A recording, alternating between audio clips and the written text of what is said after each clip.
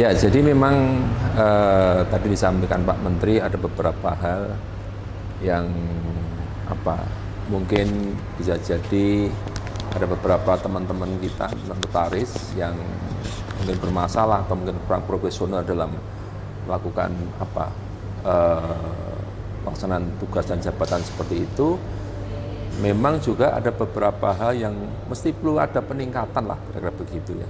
Mulai dari di pendidikannya mungkin begitu, juga nanti juga di organisasi maupun juga lembaga-lembaga yang lain ya. Dengan magister yang sekarang ada itu tentu memang sudah berbeda ya ketika kemudian pada waktu itu pendidikan notariat ya. Jadi tadi disampaikan juga beberapa narasumber itu kan arahnya magister itu kan memang keilmuan ya, seperti pendidikan notariat dulu ya memang profesi murni. Bisa jadi ini salah satu hal yang mesti menjadi perhatian juga bersama.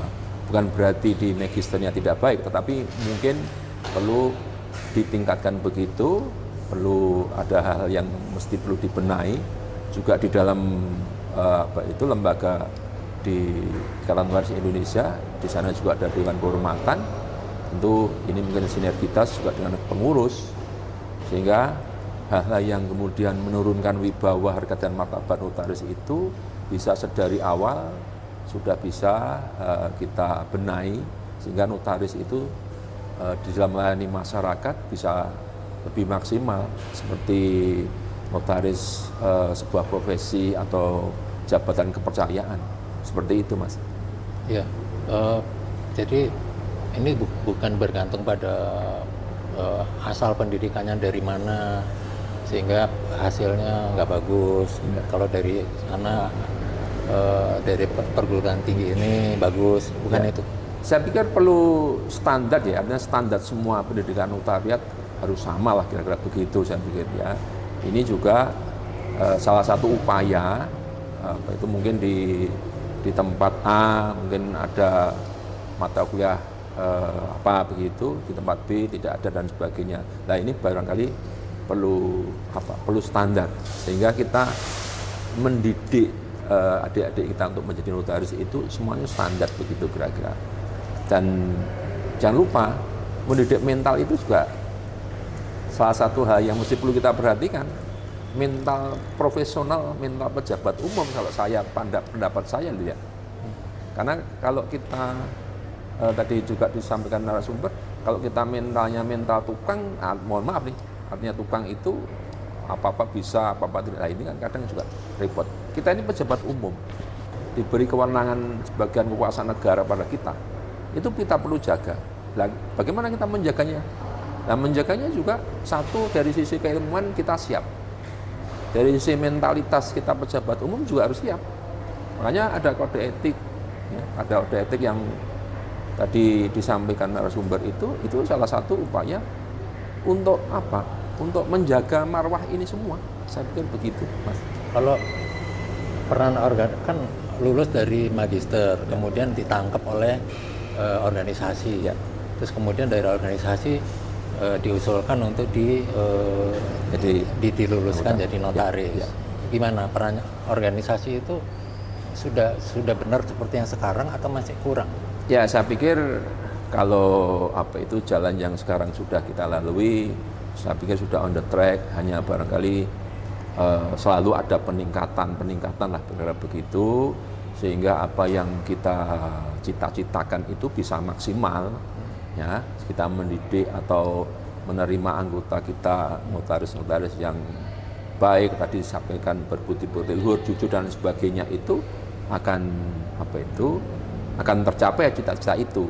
Nah, cita-cita tercapai itu ya memang artinya perlu salah satunya juga kita menerima memang rekan-rekan kita yang memang siap untuk menjadi anggota Ikatan Notaris Indonesia, siap untuk menjadi notaris yang baik, kompeten, jujur, bertanggung jawab, tadi sampaikan dan kode etik begitu. Kalau mengenai magang gimana? Nah, magang itu salah satu upaya untuk bagaimana notaris itu ketika kemudian betul-betul praktek itu bisa maksimal.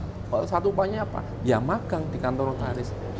Nah, Bisa jadi magang itu ada beberapa tadi ada usulan mungkin bisa jadi notaris pengganti ya satu dua kali bisa jadi seperti itu. Memang tidak semuanya, tapi itu salah satu upaya. Magang itu kan salah satu upaya untuk mempersiapkan siap menjadi notaris yang profesional. Begitu toh?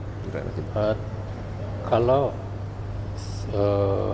kan pernah pemerintah memberlakukan aturan harus ikut pendidikan apa tuh profesi ya, peningkatan profesi dulu. Ya. Itu gimana? Yang akhirnya di-JR terus akhirnya nggak jadi.